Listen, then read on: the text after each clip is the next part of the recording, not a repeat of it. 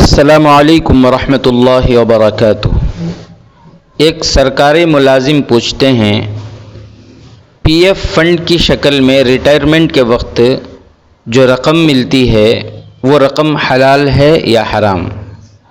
دوستوں، government job والوں کی تنخواہ سے ماہانہ جو کٹوتی ہوتی ہے اس میں جاب والے کو کوئی اختیار نہیں رہتا، اور تنخواہ ہاتھ میں قبضے میں آنے سے پہلے ہی کٹوتی کر لی جاتی ہے۔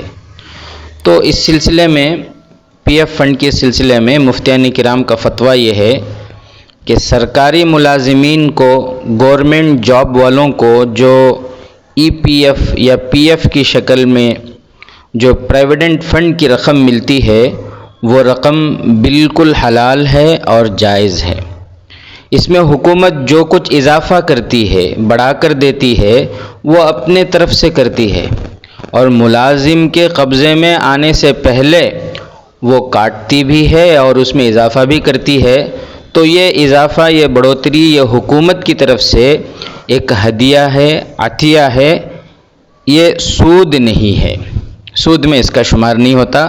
اگر حکومت والے اس اضافی رقم کو سود کہیں تب بھی شرعی اعتبار سے وہ سود نہیں ہے، وہ پیسہ ان کے لیے بالکل جائز ہے، حلال ہے۔